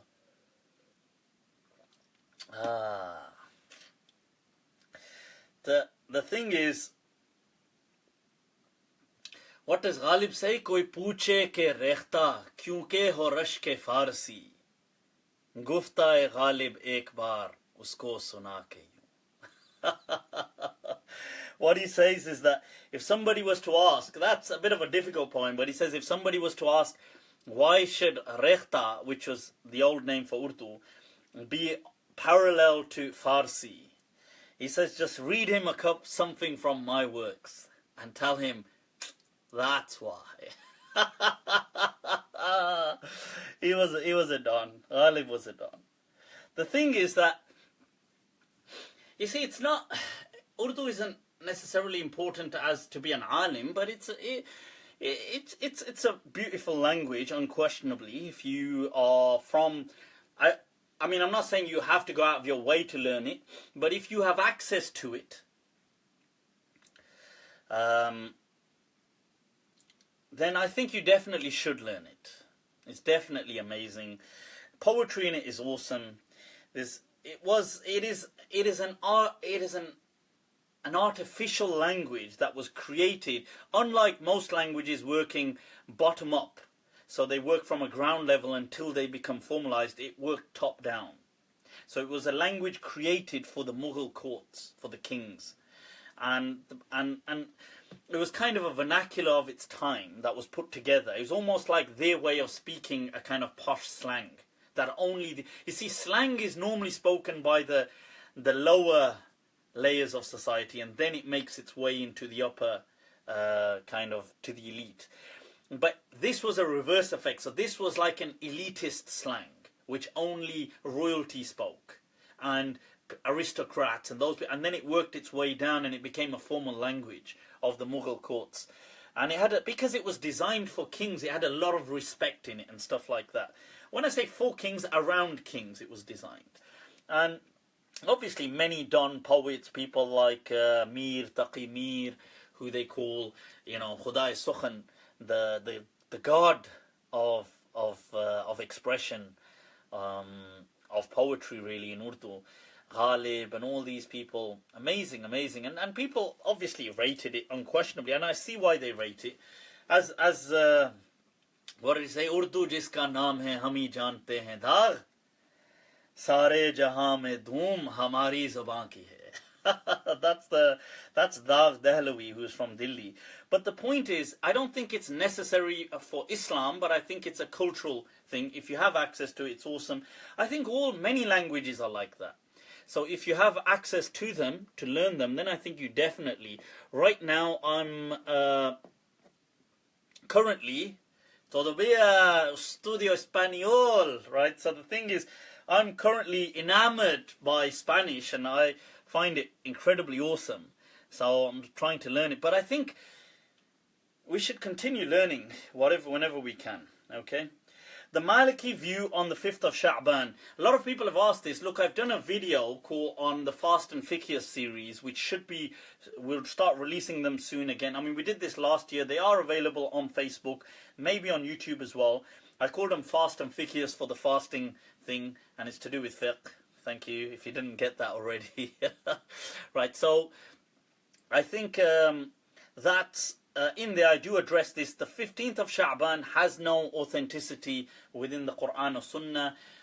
If people wanted it, some madhabs were kind of a bit more lenient towards it, like the Hanafi madhab. Maliki madhab was the Maliki madhab was a bit buenas noches. Gracias, mano. So the thing is that I would say that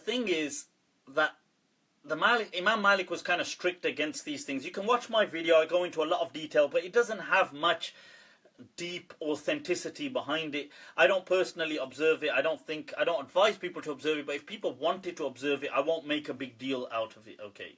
So I don't think it's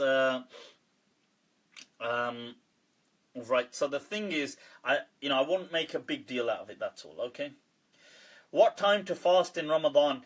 Right, I've done a detailed video on this, and if you search for it, it's going to be my Fast and Fiqh series. It's where, I think was it episode 9, but it's where I speak of the Al-Azhar fatwa. And I don't actually agree with the Al-Azhar fatwa to say that you can just fast till 6 o'clock. But I present my counter narrative, which was practiced by several of the Sahaba and the and some of the tabi'een, like al-A'mash and other people, and I mentioned that in there, and by Sahaba like Hudhayfah ibn al-Yaman and other people, where they would permit the eating into and before sunrise. So you could eat into Fajr time, but with enough time to do your wudu and pray before sunrise. And I give my a lengthy discussion there on why I permit that and why I feel that is fine in this situation. Tattoos, I've given an in-depth explanation previously. Please refer to that over there. Okay. Right. What are your views on Shaykh Ahmad ibn Siddiq al-Ghumari and his vicious criticisms of the Maliki school? You see, the thing is, the Ghumari brothers, there's several famous Ghumari brothers. I mean, there's probably about 5 or 6 of them in total. But the point is, the main popular one, Sayyid Ahmad al-Ghumari, was who was a major, hadith scholar. His hadith skills are phenomenal. And then you've got Sidi Abdul Aziz and Abdullah, and then you've got others as well, but these are the main 3, and with the lead person being Sidi Ahmad. And they had a kind of real mix of ideas as well, and I think it may have been just they were a product of their own environment, just as we all are a product of our own environment. And I think they've got some confusing views on some things, and some things they're awesome. Unquestionably, I love how they've challenged the audacity to sometimes challenge. I admire, and sometimes I find problematic, just like everybody else. But I know they had some kind of Shia influence with regards to the companion Muawiyah radiallahu an, and I've done a whole detailed video on Muawiyah and how I obviously disagree strongly with anybody that criticized him like that. But beyond that, they were great Hadithi scholars, but then they were very kind of Salafi-esque almost in their outlook and Aqidah, but at the same time hardcore kind of Sufis. So there was this real mix of a cocktail, and it's amazing. I mean, but they did produce some great works. Now he says in his work that the Malikis have not produced books with dalil. Now, yes, Shaykh Ahmad al-Ghumari is amongst one of the people that Abdul Fattah Ghudda takes ijazas from, but he's not his only teacher. But I mean, Sidi Ahmad al-Ghumari is well known. I mean, some of my ijazat will go. So obviously, the Shaykh who granted me ijazat in fiqh, who I visited in his home and spent an evening with, the Don of Tatwan. All right, people, Shaykh Sidi Bu Khubza, who I have some photographs with on Facebook as well. Now, his teachers, he is the son-in-law and the main student of him and his rival. There's always rivalry. Him and his rival, you've got Abdullah Talidi, Sheikh Abdullah Talidi, who I also visited when I was there in Punjab, in Tangiers. But the thing is, and I've got photographs with him as well, but the thing is that they're rivals, and they both claim the legacy to Sidi Ahmad al-Ghumari. They both claim they were the better student. But Sheikh Sidi Bu Khubza, really, I found him to be of impeccable character. Honestly, wallahi. I'm not just saying this. They're all amazing people, but, the guy, the Sheikh, he's in his 90s. I mean, he does not look it. He looks old, like maybe in his maybe about 70 years old, late 60s. Does not look in his 90s, and he's walking, talking, healthy, invited us in, entertained us. He does not take guests anymore. For a few years he has not been taking guests, but he agreed to meeting me. We spoke to him on the phone, and it was difficult getting hold of him. He kind of just leaves himself to his own research, and he didn't just give us time, he gave us time and hospitality and immense, like the kind of loving attention. I have to say, I was really, and I'm not saying I will agree with all of his views. Sometimes people think just because you rate somebody, you're a clone of them. I'm not a clone of Sheikh Sidi Bu Khubza, but I really respect his respect to this tradition, his khidmah, his servitude, and he is the son-in-law of Sidi Ahmad al-Ghumari. He married Sidi Ahmad's daughter. Right, so the thing is, anyway, so to bring to, and he runs his own institute. He has an institute called, named after Imam Shatibi in Tatwan. But right now, right, so my point is, what Sayyid Ahmad said in his thing about the Malikis not having dalil, I don't believe it to be true. I think that was a very skewed reading. Because you have to understand that when you grow up around the people and you're a rebel to them, you will naturally only, like, you see that, you know, as in the poem it says, وَعَيْنُ السُّخْتِ تُبْدِ الْمَسَاوِيَ, that, you know, that you, that when you dislike somebody, all you see in them is the problems. It's natural. So he obviously was surrounded by Malikis who were very kind of extreme in their way, and in North, you know, West Morocco, and obviously they were his first kind of the vanguard of who he had to deal with and attack, and they attacked him, and so naturally he was very critical towards the Maliki madhab, although he says, look, this is what we were brought up on, so this is what we fall back on, the Maliki madhab. And he did serve the Maliki madhab, so he's done his Masalik al-Dalala, and he says this is the best. Hashtag grandeur.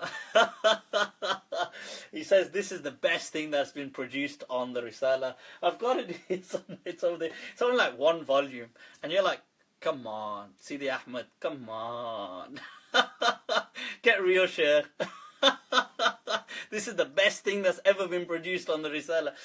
Right, so he says the Malikiya have never produced books on Dala'il, right? Look, all of these books behind me are on Maliki Dala'il, yeah? So this is like Ibn Arabi's commentary on the Muwatta, one of his most detailed commentaries.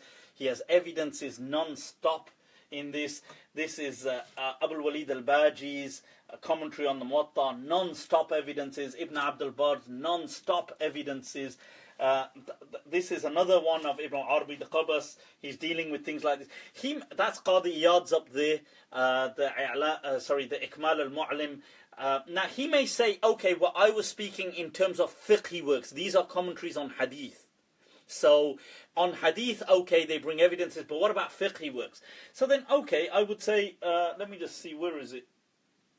Right, let me just turn this around, people. So, right, there it is. You can't actually see it from up here, but it's in the shelf up there. You've got, so as you can see up there, that's the Jami' right there in the middle. Right, that, what you can see, people, which is today, right, being printed in 10 volumes, right. Now this 10-volume work by Abu Bakr ibn Yunus, as an example, was referred to as the Mushaf of the Malikiyah. That is a fiqhi work. It is a pure fiqhi work. It's not a commentary on hadith or anything like this. It is pure, full of evidences. He begins with the Qur'an, verses of the Qur'an for every mas'ala. He begins with, then follows it up through hadith, the diversity within the madhab, the other madhabs, battles the points out. There's Jami' of Ibn Yunus. I mean, it's a legendary. I'll give you an that's just one work. There was a book known as Uyun al-Adilla, which the Shafi'iyya said by Ibn al-Qassar, which they're trying to bring portions of it back into print. They said the Malikiyya have nothing. I mean, nobody produced anything like this. So look, just because people don't rely on these kind of works does not mean that these works did not exist. Okay. So I think his views are skewed. I disagree with his fact that the Maliki madhab didn't have dalil. It had plenty of dalil. Okay, can human beings control jinn? I've done a whole video on this. I do not believe human beings can control jinn. Sulayman alayhi salam, that was a miracle to him as a prophet of God. Okay. Is it mandatory to use the name Abdul when with an attribute of God? No, it isn't. So your name could be Karim. It could be, for example, Rahim. It could be, I don't know. So you could have these kind of names. Okay, you don't have to be called Abdul, you know, Karim, Abdul, Hamid, Abdul. You could just be called Hamid. Okay. Is it fair to say that one of the major factors for the formation of Shah Waliyyullah was to restore the declining Islamic powers. Wow, what a question. I'm not sure, you see, because I'm understanding this question in two ways. That was, that did people reinvent these people to restore, or did these people themselves, like Shah Waliyyullah Dehalavi, was he the way he was because to restore declining power? I'm not sure if that was the case. Shah Waliyyullah Dehalavi's time. I'm not sure if he did it really to restore the power. I think it was more his own experiences and his travels and exposure, and maybe what he saw, the decadence within Muslim of the Muslim Islamic heritage as opposed to Islam, as opposed to the Muslim countries.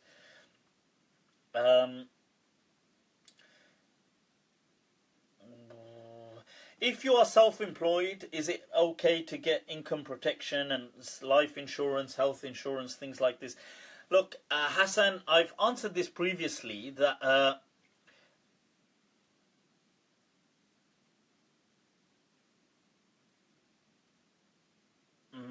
did somebody just say the books are not reversed? Can you read that? Yeah. Is that not reversed?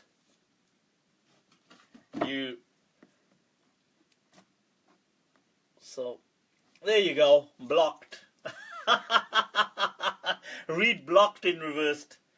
Right, so the thing is, look, I've answered this before, that insurance, in my understanding, I've given an in-depth understanding in previous videos. I don't want to go through the whole thing where I've spoken about riba. Okay. Now, I've highlighted that the riba mentioned in the Qur'an, it does not fit our understanding of riba today.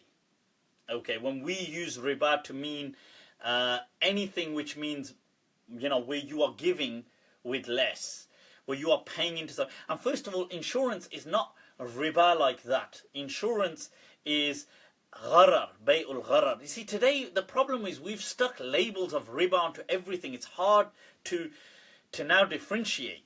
Okay, so when you pay for something and you get, like, you're paying for a service, but you're not sure whether that's going to happen. This is not called riba. People today are just, God, they're on a riba. They like trigger happy when it comes to riba and everything. Riba, riba, riba, riba, riba. So it's not riba, riba. Right, so the thing is, it's not even that. So the point is that this is, whoa. Right, okay, so this is to do with, buying a service that you're not sure you'll actually be using. Okay, so this is called bay' al-gharar, and the Prophet forbade that because it led to arguments and it led to fights and deaths, potential deaths. That doesn't apply given a broader parameter that governs and ensures the safety of that. It does not apply to that. So in my understanding, these things are permitted. And I've given an in-depth understanding of riba anyway in previous videos. You can watch that, inshallah.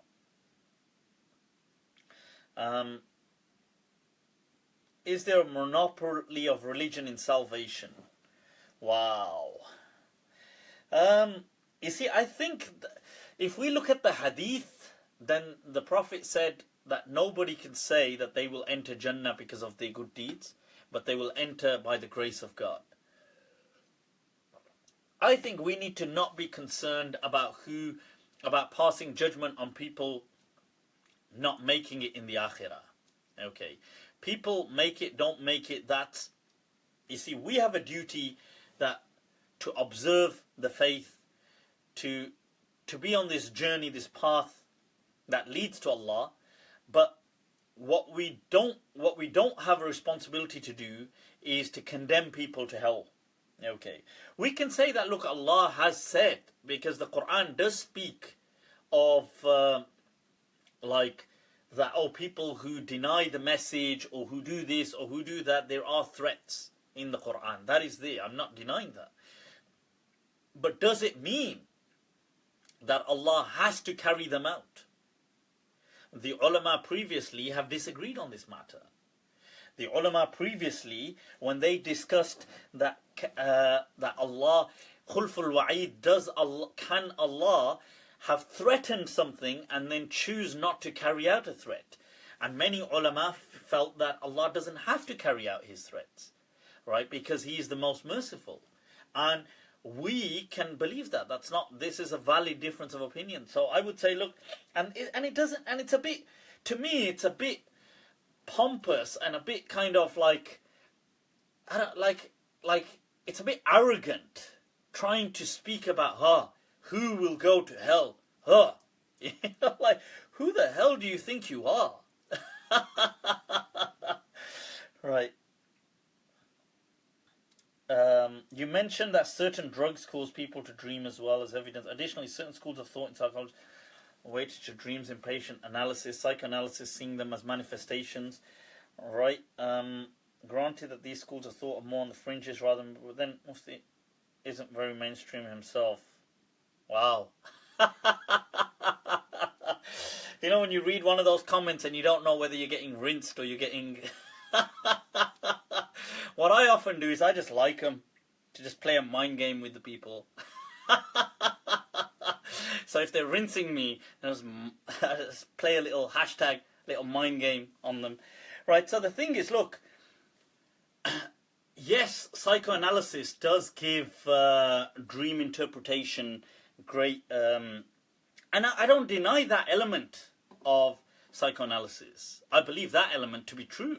Or not true, but to have some truths potentially or the potential for some truths. Because dreams are part, in mind, I accept that dreams would be they would be linked into the unconscious mind. I accept that. That is not what I have a problem with. Obviously, I don't agree exactly with Freud's interpretation of saying every single thing is a phallus, is a male, or it's the male phallus. That every single thing you're seeing is just...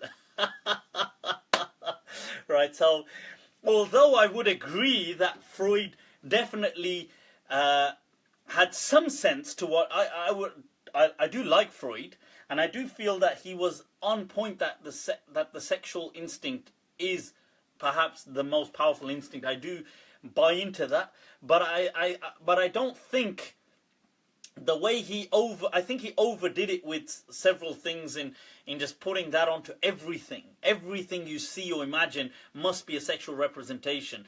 I don't think that's necessarily the case. Now, and that, you know, and many of his own students, you know, whether it was Adler or whether it was Carl Jung or other people, disagreed with him on that point as well. And even other, you know, psychoanalysts that came through, and you know, so and his own daughter didn't fully, I mean, she did support his whole thing, but she had her ways of looking at things as well. But my point is, there's a difference between saying this is your unconscious mind and this is God speaking to me. There's a big difference, right? So I do not believe dreams are God speaking to you.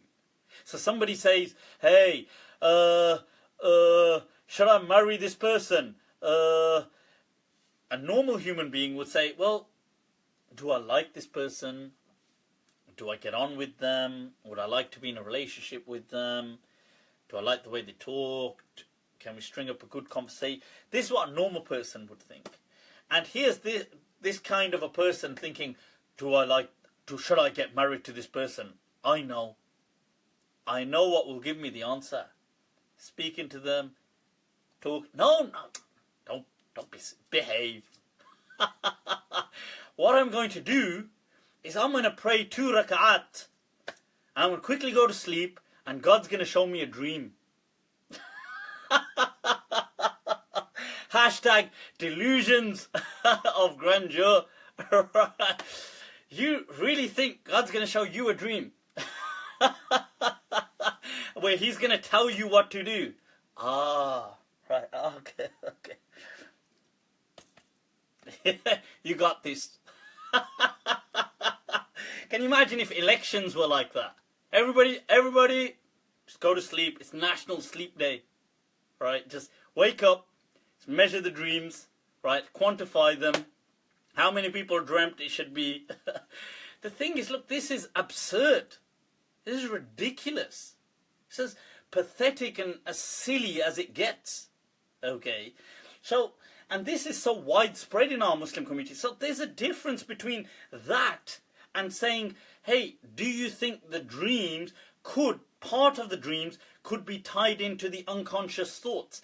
Of course they could be tied into unconscious, meaning non-controlled thoughts. Of course they could be, because your dreams are a manifestation, in my understanding, of what, for what reason, but it may be because of things which have been preoccupying your mind. So unconscious thoughts and fears and stuff like this. So anyway, so that's just to clarify on that. Okay. Question here about Sayyid Ahmad Barelvi's war on Ranjit be justified in today's India? Isn't the desire of political domination over faith brought bad name to Islam? Intact Sayyid Ahmad Shahid can easily be considered as a jihadist who want to subjugate non-Muslims. You see, the thing is, this is a historical retake though, because we're talking about a time where oppression was already taking place and you had two invasions already in operation. You had the British invasion and these were invasions and occupations, and there was there was some prosperity and it was coupled with tyranny as well. So people trying to restore prior rule, because you have to remember, prior to that, their only point was, prior to this it was Mughal rule, and prior to that it was Sultanate rule. So can you say to them, why weren't they saying let's have a democracy? Well, I suppose the concept of democracy wasn't that widespread then. So I don't think you can retrospectively kind of like slingshot blame on people that lived centuries before your time and didn't share your kind of understanding of how to do certain things, because their era was a different era. So I don't think you could justify, like you couldn't say, oh, he was a terrorist or something like this today, like retrospectively trying to say that, because he wasn't. He was, you would say he was a freedom fighter. He was somebody who fought for independence from the British. Right, okay, assalamu alaikum. Shaykh Habib al-Jafri is saying that the correct position, or the popular position within the Maliki madhahib is sadl. What do you have to say about this? That is one of the two mainstream views within the Maliki madhahib, and you can watch my Maliki fiqh video, sadl or qabd, holding the arms, both are valid. Right, people, let's wrap this up. I think there's been, can a woman lead other women in prayer according to the Maliki madhab? There's a difference of opinion. Ibn Ayman al-Maliki transmits from Imam Malik that yes, you can. And that's the understanding that I hold, that yes, they can. Women can lead other women in prayer. There's no problem in that. Right, is it fault to pronounce the intention for Hajj Umrah? The thing is, you see, no, pronunciations of intentions are not, there's a difference that maybe in some hadith there's a declaration, that the Prophet is making a declaration that, oh Allah, like as a declaration to Allah, we are doing this for you. But that's not a pronunciation of an intention. Wherever the Prophet showed you to do something, you follow. Where he did not do it, you do not innovate. That's my understanding, that's my teaching. Okay, so in wudu, salah, these things, you do not do that. The question about images by Pencilman. Images by Pencilman. Anyway, I've answered this previously. You can check it out. I do not believe that there's any issue in drawings or pictures and stuff like this.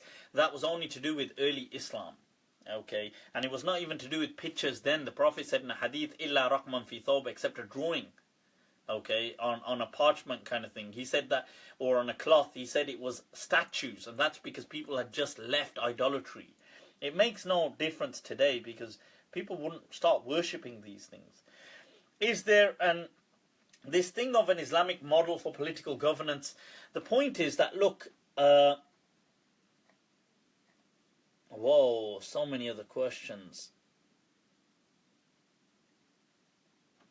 Right, the thing is that You see, Islamic governance, in my understanding, the Qur'an never spoke to us about Islamic governance.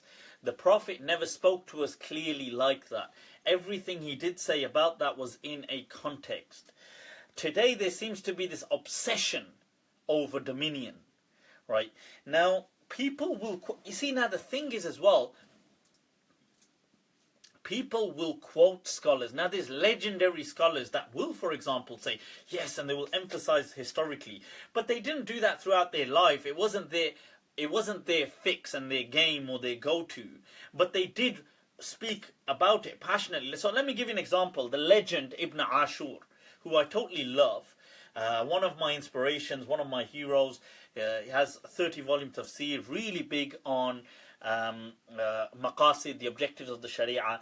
Now, in his time, he wrote a refutation as well. It was an article, I have his article, where he says Islam does have a system of governance. Now, you have to understand something. First of all, people like Ibn Ashur and other people that were contemporary with him, including legends who I totally love, like once again Shaykh Muhammad al-Khadir Hussein, a contemporary, and a Shaykh of al-Azhar, one of the grand Shaykhs of al-Azhar as well, from Zaytuna, and he also was Maliki and legend. Now these people, they do have these kind of articles that they wrote. Most their works are in print, right? Most his let's say Ibn Ashur, his tafsir, his works on Sahih Bukhari, his fatwa, all of his things. This was one little thing that he did speak about. He was not obsessed over this. He didn't rant on about it. And yes, he wrote about this. Same thing with Muhammad al-Khadir Hussein. You know, his work is available in volumes, 15 volumes today. Al-A'mal al-Kamila, his works. He wrote on tafsir, on language, on hadith, on fatwa, and everything. And he has this one little article on this as well. But why would have they said this? You have to understand their context. It's incredibly important. They lived under colonial rule. Now it's different. You see, sometimes when you look around and there's a foreign non-Muslim authority ruling over you, it's hard. And you are oppressed. It's hard not to hate. It is hard not to blame them for your problems, which, in all honesty, they were probably responsible for a huge portion of the problems. The colonial powers were responsible for, maybe not for everything, but for a huge portion of the tyranny, of the suffering, of the butchering that took place in Algeria, the non-stop, the enslaving almost, the killing, the genocide, the mass rape and decapitation of female slaves and of prisoners of war that took place in Algeria was atrocious and one of the greatest crimes of recent humanity. It is difficult to live in a time like that under those people and then not say that Islam doesn't have a... Because you will say that. Because what you see is just tyranny of the kuffar, of non-Muslims over you. So you will see this. You will see that Islam has this... But so this is why I feel that people, when they wrote that, it was a reaction to their time. And they were very harsh against somebody who said Islam didn't have a system of governance. As in, it didn't promote. It just said, right, Muslims, just get on with things. Because to them, they felt at the time, the colonial powers were doing all of this and they're taken over and were actually ruling, and the only thing that's giving us hope is to reclaim, to fight back, people need power. And that power, they derive it from faith. Nationalism, which was also born in the 20th century, was the secondary power that people derived. They kind of got this power from, this spirit of nationalism. But the first thing Muslims got it from was faith. They needed to be told that the alternative system comes from faith. They needed that at the time. If anybody was alive at that time, if we were in their time, we would say the same thing. Because you need to rid this tyranny. It is like the religious speak of the Prophet. It is what will get people through this. Now, okay, what about in a time where that's not what's happening? So, okay, let's go back 700 years, 600 years. Let's go back 500 years to the Ottomans. Let's go back to the Abbasids. Why were people not then talking about all of this? Hey, we need Islamic governance and we need this and we show me where they were talking about it. I don't mean did they ever write an academic article, but where was the fuss? Why did it never exist? Because they weren't being ruled by non-Muslim powers. They were just being ruled by Muslim kings who usually didn't care about, when I say didn't care, they obviously cared about religion, but they didn't get involved in religion. They just cared, they preoccupied, is a better word, themselves with military expansion and the military aspects and the administration and collecting taxes and building, and fortifying and networking. This was what they worried that they didn't, they weren't like, hey, what's the fatwa, what's the ilmi this, and what's the tafsir of this, and they didn't, they were monarchs, they were dynasts, they were rulers. They weren't fuqaha. So this is important to become, is to recognize these differences. So yes, when you're going to read from some scholars in a colonial time that may have said, hey, well look, what is this governance? And people were harshly condemning them. It was because of the reaction. But in essence, the Qur'an does not speak of this, and I do not believe that there is a defined system on how to rule. I think Islam promotes equity, justice, it promotes broad principles, and then it lets Muslims get on with it. Okay, so if there was, in a day and age like this, for example, because the world has now changed, saying that there will be an oligarch just does not work. People want self-determination, they want rights, they want this, they want that. So the leadership would reflect that, because they would be part and parcel of the people. Okay, so I hope that helps me. Folks, I'm going to leave you to it, inshallah. That was in-depth. Whoa, I'm sure it peeved off. Sure it ticked off a lot of people. Look, man, I'm just saying it as it is. You know what I'm saying? Just saying it as it is. And I don't know why people sometimes get so worked up. Look, I'm just one. I say to them, I'm just one. There must be, literally, probably in the world today, 1 million scholars at least. Right? Millions. And there must be at least 1 million. I would assume. I could be wrong. But now, most of them, you can get your fatwas if you want from them. I'm one person amongst a few who maybe disagree with them. Why do people get so worried? Why do they get so perturbed by what I have to say? I'm a minority of people, I'm sure.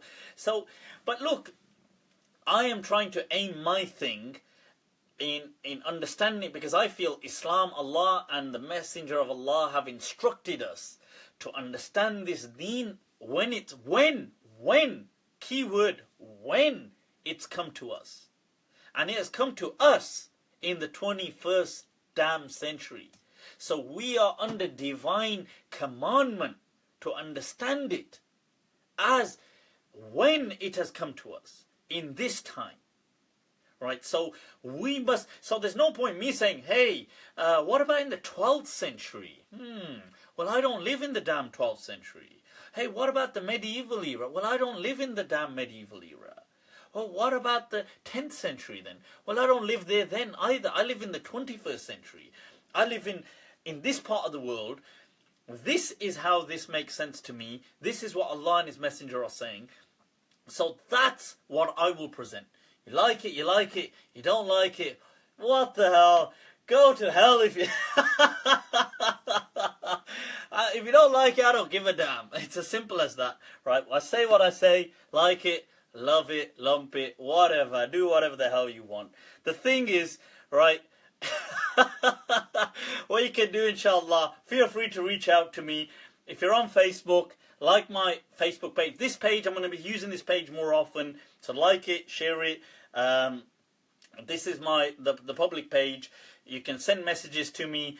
The only thing that annoys me on this page is I can't send voice notes back. It really bothers me. But yeah, so if you know, Snapchat, Twitter, add me on Twitter, Snapchat. Right, same thing. Right, don't worry about the haters, people. Don't listen to anything don't listen to they. Right, I can't, and whatever they've got to say, I can't possibly comment without my solicitor present. Right, people. Snapchat is Malm 2014, MALM 2014, inshallah. Love you and leave you till next session. Take very good care of yourselves. Remember me in a kind dua if you can. فَلِلَّهِ الْحَمْدِ وَتَعَالَى عَمَّا يَصِفُونَ وَأَفْضَلُ الصَّلَاةِ وَالسَّلَامِ عَلَى الْقَائِلِ الْمَمْنُونَ الْمَدِينَةُ خَيْرٌ لَهُمْ لَوْ كَانُوا يَعْلَمُونَ وَالسَّلَامُ عَلَيْكُمْ وَرَحْمَةُ اللَّهِ تَعَالَى وَبَرَكَاتُهُ.